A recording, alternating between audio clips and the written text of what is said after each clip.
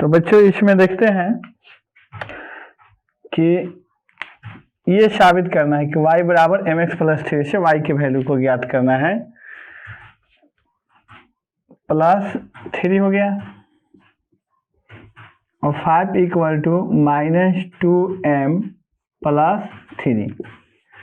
अब 2m को इधर लागते हैं तो प्लस में हो जाएगा, 3 है ये प्लस में इस साइड जाएगा तो माइनस में, यानी कि 2m इक्वल टू -2, 2 से 2 cancel, m equal to minus, यहाँ कुछ नहीं बचा तो 1 हमारा आंसर हो जाएगा।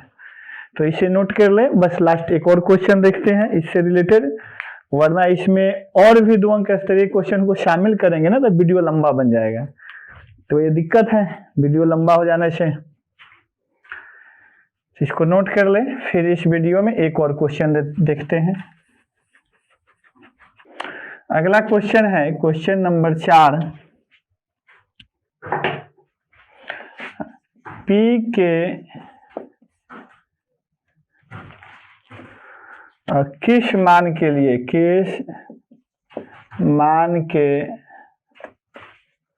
लिए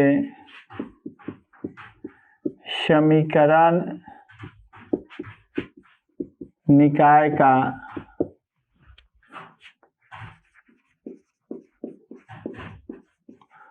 अद्वितीय हल होगा। और हमारे पास समीकरण निकाय जो है ये दे रखा है 2x plus 2y equal to 2 बराबर 0, 4x plus py plus 8 equal to 0। बच्चों इसी टाइप के जैसे कि इसके पहले मैंने बताया है कि p m के कुछ भी कर सकता है, यहाँ पे इसमें जो समीकरण है इसके बदले कुछ भी कर सकता है। जैसे p है तो इसके बदले m दे सकता है, k दे सकता है, m दे सकता है, यहाँ 2 4 8 है, कुछ भी दे सकता है, लेकिन बनाने का जो प्रोसेस होगा वो वही रहेगा, वो बदलता नहीं है। तो हम समीकरण को पहले लिख लें, ये रहा 2x plus 2y plus 2 equal to 0, a1 बराबर 2, b1 बराबर b2 और c1 बराबर b2 है। अगला समीकरण है 4x प्लस py प्लस 8 बराबर 0, a2 बराबर 4, b2 बराबर p और c2 बराबर 8। पूछा क्या जा रहा है अद्वितीय हल। तो आपको पता है कि जब अद्वितीय हल होगा,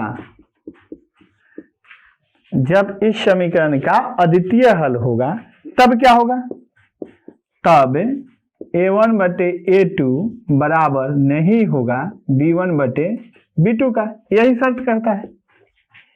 तो a1 बटे a2 यानी a1 का वैल्यू हम पहले देख लें, 2 बटे a2 4 बराबर नहीं होगा b1, तो b1 कितना है 2 बटे b2 और b2 कितना है p, क्रॉस मल्टीप्लाई कर दीजिए, 2p बराबर नहीं होगा 8 कर दीजिए, यानी p का मान बराबर नहीं होगा 4 की। ये हमारा आंसर हुआ। मतलब यदि p का मान 4 से ज्यादा हो या 4 से कम हो तब इसका अद्वितीय हल होगा, यानी कि p का वैल्यू अगर 4 रख देंगे तो अद्वितीय हल नहीं होगा। तुमको क्यों नहीं होगा, तो p का मान जैसे यहाँ हम 4 रख देंगे यहाँ पे, तो इसका वैल्यू जो आएगा वही वैल्यू इसका भी आ जाएगा, तो बराबर हो जाएगा। और जब दोनों बराबर हो जाएगा तो कोई हल नहीं होगा। खैर 2 अंक स्तरीय प्रश्न और भी टाइप के पूछे जाएंगे जिसको हम कहते हैं समीकरण बनाना, लेकिन अगर हम इसी वीडियो में शामिल करते हैं तो वीडियो लंबा हो जाएगा। और तो फिर नेक्स्ट वीडियो में इसको देखिएगा कि और जो 2 अंक स्तरीय प्रश्न कैसे कैसे पूछे जाएंगे। 4-5 क्वेश्चन और भी वैरायटी के हो सकते हैं, जैसे प्रतिस्थापन विधि, विलोपन विधि, वरज गुणन विधि, और इससे संबंधित 1-2 और क्वेश्चंस को लेकर एक और वीडियो आपके लिए बना देंगे। फिर आपको 2 अंक स्तरीय सारे प्रश्न कंप्लीट हो जाएंगे, तो इसे नोट कर लें। हेलो बच्चों, तो आज हम लेक्चर 3 में ये देखेंगे कि आप सभी के एग्जाम में निश्चित ही 2 अंक स्तरीय प्रश्न में समीकरण बनाने के लिए देता है। उस समीकरण में को बहुत ही आसान सा होता है, कोई बड़ा चीज होता भी नहीं है। लेकिन उसके समीकरण बनाने के 6 विधियां होती है, जैसा कि आप सभी जानते हैं, प्रतिस्थापन विधि, विलोपन विधि, हालांकि विलोपन विधि का एक नाम है लुप्तीकरण विधि, फिर हो गया आपका अनुपात निर्णय विधि, व्रज गुणन विधि, ग्राफीय विधि। तो ग्राफीय विधि से एक क्वेश्चन आएगा 5 अंक स्तरीय में। 2 अंक स्तरीय में समीकरण बनाने के लिए एक प्रश्न निश्चित दिया रहेगा और कई एक बार पूछ देता है कि इस विधि से ही बनाएं, तो आपको उस विधि से ही बनाना होगा। अगर नहीं आता है तो किसी भी विधि से बना दीजिए, शायद एक जांच करने वालों को लगे कि चलो भाई दे देते हैं तो कुछ मिल जाए, संभावना बनता भी है, लेकिन कोशिश करें कि उसी विधि से बनाए। तो उनमें से 3 प्रमुख विधियां हैं, एक विलोपन विधि कहिए या लुप्तीकरण विधि कहिए, दूसरा प्रतिस्थापन विधि और तीसरा व्रज गुणन विधि। हम तीनों विधियों से एक एक क्वेश्चन करा देते हैं जिससे आपको परीक्षा में इससे संबंधित प्रश्न छूटे नहीं। तो चलिए एक प्रश्न को लेते हैं, वो आपका है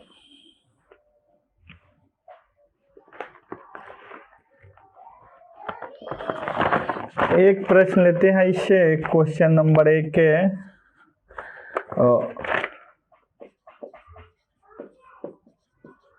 समीकरण युग्म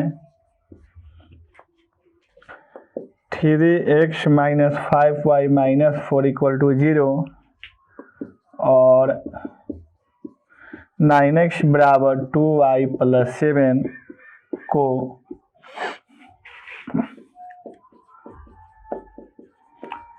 विलोपन विधि से हल करें।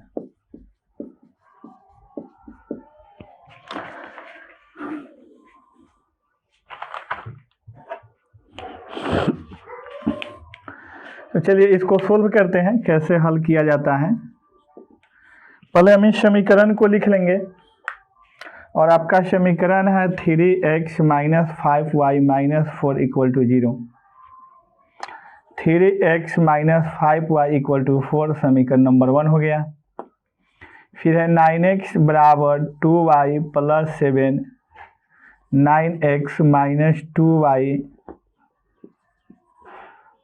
= 7 समीकरण नंबर 2 हो गया। तो विलोपन और लुप्तीकरण विधि इसलिए नाम पड़ता है क्योंकि इसको हल करते समय हम इस समीकरण का लोप हो जाता है। लोप हो जाता है मतलब विलुप्त हो जाता है, दिखता नहीं है कि वही समीकरण है। करने का तरीका क्या है, x वाले को या तो बराबर कर लेते हैं गुणांक को, या तो y वाले को करते हैं। चलिए x वाले को करते हैं, तो इस समीकरण में अगर हम 3 से गुना कर दे तो 3 3 की 9 होगा, यहाँ भी 9 है। बाकी क्या होगा उससे कोई मतलब नहीं है, बाकी से कोई मतलब नहीं है। एक टर्म हमारा कोई बराबर होना चाहिए। दूसरा, दोनों का यदि चिन्ह एक ही है तो समीकरण 1 में से समीकरण 2 को घटाइए। यदि चिन्ह ऑटोमेटिक अलग अलग है, पहले से ही अलग अलग है, तो फिर आप प्लस कर सकते हैं। समीकरण 1 प्लस समीकरण 2 करना होगा। तो यहाँ पे पहले देखते हैं, यहाँ 3 है, 3x है, यहाँ 9x है, इसमें 3 से गुना कर दें, यानी समीकरण 1 × 3, तो 3 3 की हो जाएगा, 9 हो जाएगा। फिर आगे क्या होगा उससे कोई बहस नहीं है। फिर देखिए यहाँ भी प्लस में, ये भी प्लस में है। जब दोनों का चिन्ह समान हो तो समीकरण को घटाया जाता है। तो समीकरण 1 × 3 माइनस समीकरण 2 गुने कुछ भी नहीं तो 1 से गुना कीजिए। अब 3 से ही पूरे समीकरण में गुना होगा, तो हो जाएगा फिर 9x - 15y = 3 चौका 12 हो जाएगा। फिर ये जेम के त्यों रह जाएगा। अब चूंकि समीकरण जब भी घटेगा 1 में से 2 तो नीचे वाला का चिन्ह बदल दिया जाता है। ये कट गया, ये घटने के बाद आएगा -13y और यहाँ पे आ जाएगा 5, इसलिए y बराबर हो जाएगा -5/13। अब y का मान समीकरण 1 में रखने पर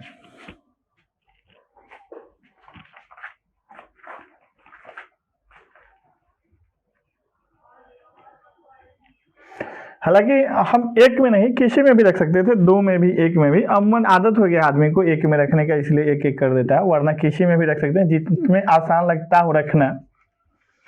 उसी में रखते हैं।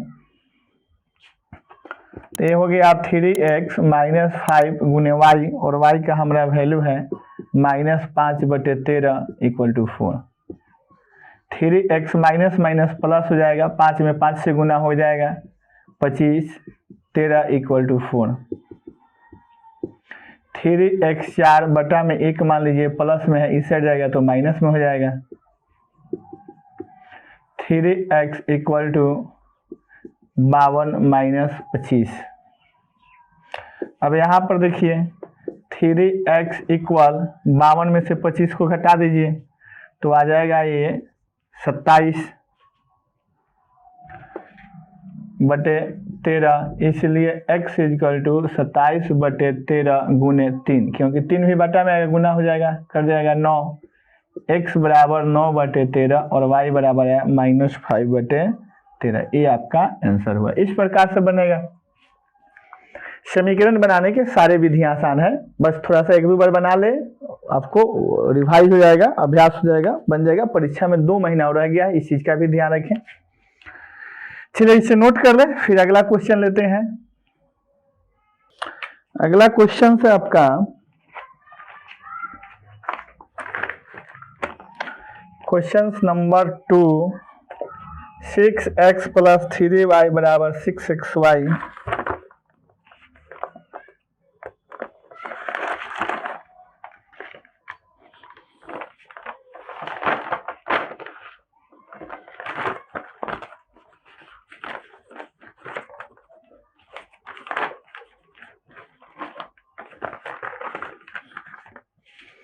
Six X Y 2x + 4y = 5xy को हल करें।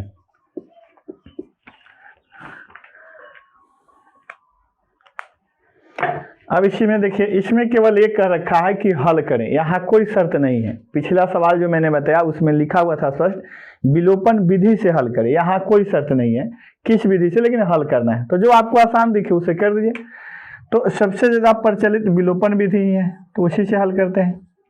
6x + 3y = 6xy, समीकरण नंबर 1 हो गया ये। 2x + 4y = 5xy, समीकरण नंबर 2 हो गया। जैसा कि मैंने बताया ये दोनों बराबर होना चाहिए, नहीं है तो गुना करके बराबर किया जाता है। तो यहाँ 6 है और यहाँ पे 2 है, इसमें 3 से गुना कर देंगे तो 3 दूनी 6, दोनों बराबर हो जाएगा। तो यहाँ न केवल नहीं गुना होता है, यानी समीकरण पूरे में गुना होगा। तो हम लिख सकते हैं समीकरण 1 गुने 1 माइनस समीकरण 2 गुने 3। अब 1 से गुना होगा, कुछ भी बदलाव नहीं होगा। 6x + 3y = 6xy। 3 से गुना होगा, 3 दूनी 6x + 3 चौका 12y, 3 पचे 15xy। यहाँ माइनस लिखा हुआ है तो नीचे का चिन्ह बदल जाएगा, कट गया। 12 में से घट जाएगा -9y, यहाँ पे आ जाएगा -9xy। अब देखिए माइनस से माइनस कैंसिल, 9 से 9 कैंसिल, y से y कैंसिल, इधर कुछ नहीं बचा तो x, और यहाँ कुछ नहीं बचा तो हो गया 1, यानी कि हो गया ये x बराबर 1। अब हम x का मान समीकरण 1 में रखने पर, तो समीकरण ये रहा एक, इसको लाते हैं 6x + 3y = 6xy। अब x का मान रखना है, x का मान कितना है 1, जहां जहां x दिखे वहां वहां 1 रखिए। 6 या x है 1 ऐसे रखना गलत है, 61 हो जाएगा। तो कारण ये नहीं है, 6x का मतलब हुआ कि 6 गुने x करके 6x आया है, यानी कि ये दोनों गुना में है। तो इसका मतलब हुआ कि 6 गुने 1 रखना होगा। 3y = 6, 1y ऐसे लिखना गलत है, 61y होगा। इस पद का मतलब ये हुआ, इस टर्म का मतलब ये है कि 6 गुने x गुने y होने के कारण 6xy ऐसे है, यानी कि गुना में है। तो हम कैसे लिखेंगे, तब 6 गुने 1 गुने हो जाएगा y। तो 6 + 3y बराबर, ये गुना करिएगा 6y होगा। हमेशा जिसके साथ वेरिएबल लगा हो, चर लगा हो, वो हमेशा बाएं पक्ष में होना चाहिए और नंबर जो हो दाहिने पक्ष में जाना चाहिए। तो ये बराबर का चिन्ह रहा, ये नंबर है, इसे दाहिने तरफ भेजेंगे -6 होगा। 3y ऑलरेडी इस साइड है, ये इधर आया माइनस में हो जाएगा। घटने के बाद -3y बराबर -6, माइनस से माइनस कैंसिल, 3 दूनी 6, 2, y बराबर आया 2। अब आपका आंसर आया x बराबर 1, y बराबर 2।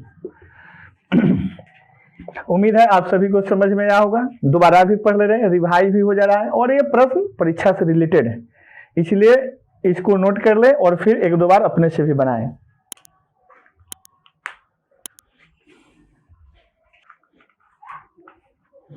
चलिए एक ले लेते हैं वरज गुणन विधि से, क्योंकि हर साल लगभग पूछ देता है वरज गुणन विधि या प्रतिस्थापन विधि।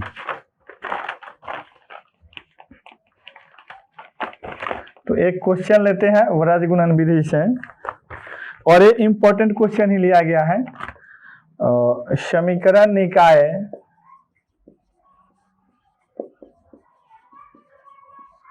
समीकरण निकाय 2x + 5y बराबर 1 और 2x + 3y बराबर 3 को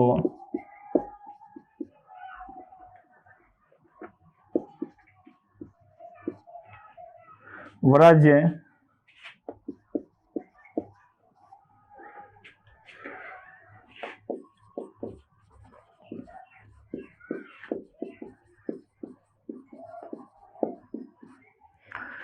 चलिए इसको समझते हैं पहले।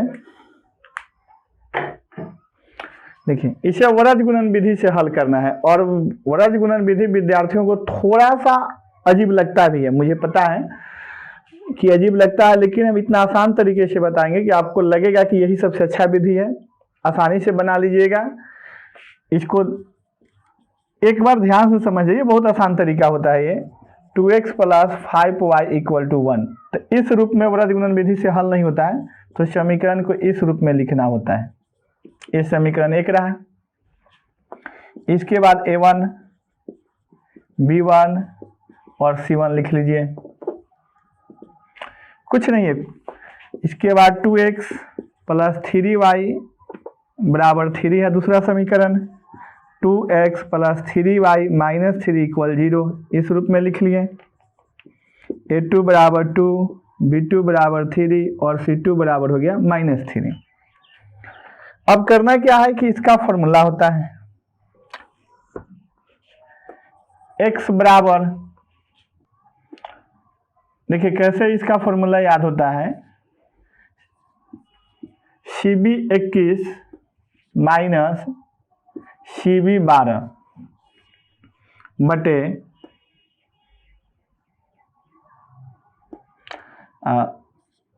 C2 21 - C 12, ये फॉर्मूला होता है x के लिए। y के लिए देखिए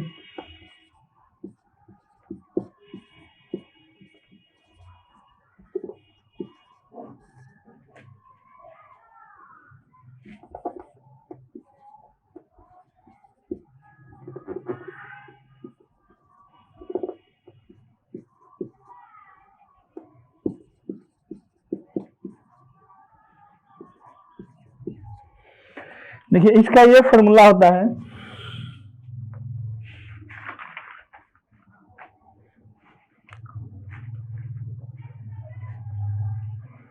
ये इसका फॉर्मूला होता है C2 B1 - C1 B2 बटे B2 A1 - B1 A2।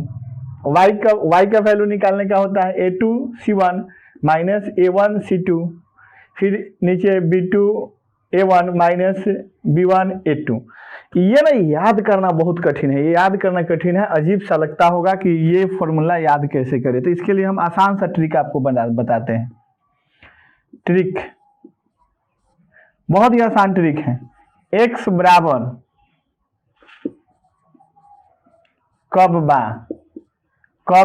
बा और y बराबर AC बा, बहुत आसान तरीका है। इसके लिए आप आसानी से याद कर सकते हैं, इसको हम इसके सहारे समझा देते हैं।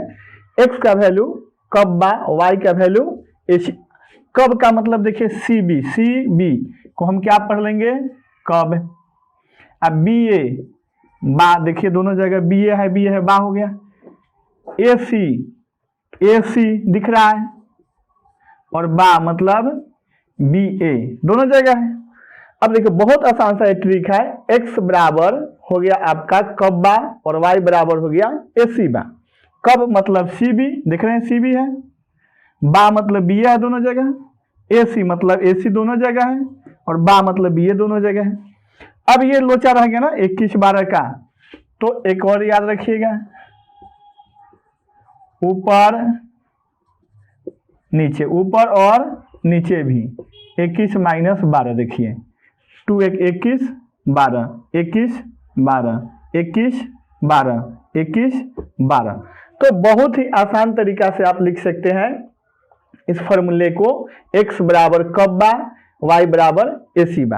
अब आपको लगता होगा कि आप तो पहले से फॉर्मूला लिखे हैं फिर इसको लिखे हैं, अब आपको बताते हैं इसके आधार पे आप इसको कैसे लिख लीजिएगा।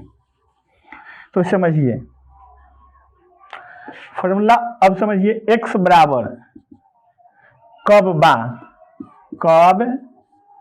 बा हो गया 21 12, 21 और 12 लिखेंगे तो उसके लिए भी हमें चाहिए कब, और यहाँ भी 21 लिखते हैं तो इसके लिए भी हमें 12 लिखने के लिए चाहिए। समझ में आ गया। अब y बराबर होगा ए सी बा और कह रहा है 21 12 यानी कि 21 माइनस 12, तो 21 माइनस 12, फिर ये भी हो जाएगा 21 माइनस 12 हो गया। अब तो पता चल गया ना कि इसके सहारे आप आराम से इस फॉर्मूले को लिख सकते हैं। याद रखिए x बराबर कब बा, y बराबर एसी बा, ऊपर और नीचे दोनों जगह 21 माइनस 12। चलिए अब इसके सहारे अब इसका वैल्यू निकालते हैं, C2B1, तो C2 कितना है देखिए -3, B1 तो B1 कितना है 5, माइनस C1 तो C1 कितना है देखिए -1, B2 तो B2 कितना है देखिए 3, B2 तो फिर आपका आ गया B2 हो गया 3, B1 A1 तो A1 कितना हो गया 2, माइनस B1 तो B1 हो गया आपका 5 और A2 तो A2 देखिए कितना है 2।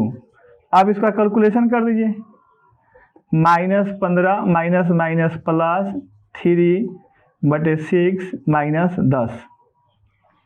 अब इसको थोड़ा देर के लिए मिटा देते हैं, जगह का समस्या हो गया है। और ये हो गया आपका घटने के बाद 12 माइनस -12 -4 माइनस माइनस कैंसिल, ये हो गया 3, यानी x का वैल्यू आ गया आपका 3। चलिए y का फिर लिख लेते हैं, एक बार और रिवाइज हो जाएगा, मिटाना पड़ गया है जगह की कमी से। AC बटे बा, AC बा 21 माइनस 12, 21 माइनस 12, फिर नीचे भी 21 माइनस 12 बा, 21 माइनस 12 हो गया। अब इस पे इस वैल्यू को रख दें, A2 तो A2 कितना है जी 2, C1 कितना है -1, A1 तो A1 कितना है 2, C2 तो C2 कितना है देख लीजिए -3 बटे, इसको अब मत भरिए यहाँ से देखकर, क्यों, क्योंकि यही चीज यहाँ भी है, सेम चीज है, तो क्यों इसमें देखने जाए, डायरेक्ट इसको उतार लेंगे, क्योंकि एक ही चीज है। तो फिर हम B2 A1 माइनस क्यों यहाँ से देख के भरने जाए, यही चीज हमारे पास यहाँ भी है, इससे आया होगा।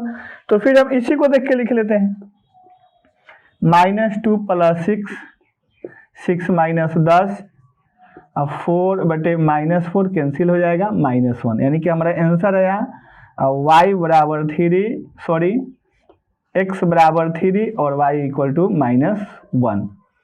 उम्मीद होगा आप सभी को समझ में आया होगा। आप सभी को इससे पहले ये बड़ा लगता होगा कि ये प्रतिस्थापन विधि से कैसे बनाए। अब ये इस पे मैंने जितना लेक्चर दिया वो भी बड़ा दिखता होगा, लेकिन इसको समझाने की वजह से हो गया है। आराम से याद रख सकते हैं, x बराबर कब बा और y बराबर AC बा, ऊपर 21 माइनस 12 कर लीजिए, नॉर्मल है, नोट कर लें।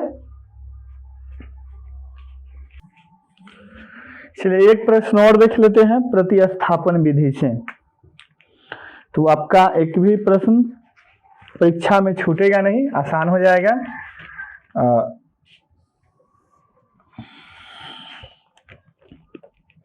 क्वेश्चन नंबर 4 हो गया,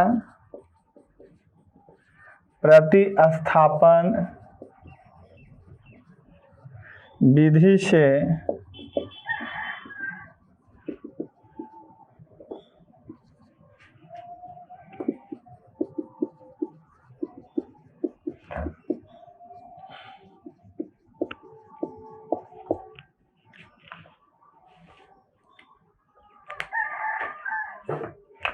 चलिए देखिए, प्रतिस्थापन विधि, वैसे प्रतिस्थापन का मतलब होता है अपनों के प्रति स्थापित हो जाना। दो समीकरण है 3x minus 5y equal to 20 और एक आपके पास इक्वेशन है x plus 2y equal to 3। मूल कॉन्सेप्ट को पहले समझिए। मूल कॉन्सेप्ट ये कहता है कि इन दोनों समीकरण में से किसी भी एक समीकरण को आप x के बराबर कर लें या y के बराबर कर लें, और जिसको कर लिए उसको दूसरे में भरिए। जैसे मूल कंसेप्ट समझिए, इसके लिए हमारे पास दो रास्ते हैं। अगर हम चाहें x के बराबर में करने के लिए तो 20 प्लस 5y हो जाएगा, इसलिए x बराबर 20 प्लस 5y बटे 3, और ये टोटल x बराबर जो ये वैल्यू दिख रहा है x बराबर, इसको हम इसमें x के बदले भरेंगे और y का मान निकल जाएगा, या तो y के निकल है। अगर हम इसके बदले ये चाहें कि minus 5y equal to 20 minus 3x, इसलिए y बराबर 20 माइनस 3x बटे माइनस 5, तो अब इस y के वैल्यू को हमको y के बदले इसमें कहीं रखना होगा, तब x के निकल जाएगा। एक हुआ। या आपको मन है कि नहीं हम इसी समीकरण को ऐसे कर लें, x बराबर 3 माइनस 2y, और x बराबर अब 3 माइनस जो 2y है उसको हम यहाँ भरेंगे x के बदले में। तो मतलब हमें ये मूल समझाना था कि विद्यार्थी को ये लगता है कि x बराबर करो तो प्रत्येक प्रश्न में वही करेगा, y के बराबर में टीचर ने बताया वही करता है, समीकरण 1 को टीचर ने ऐसा किया वो भी हर हाल में समीकरण 1 को ही करता है। तो आपको हम क्लियर करना चाहते हैं कि x के बराबर में कर लें या y के बराबर में कर लें, समीकरण 1 को कर लें या समीकरण 2 को कर लें, किसी को भी कर लें, कोई फर्क नहीं पड़ता है, हर हाल में आंसर एक ही आएगा आपका।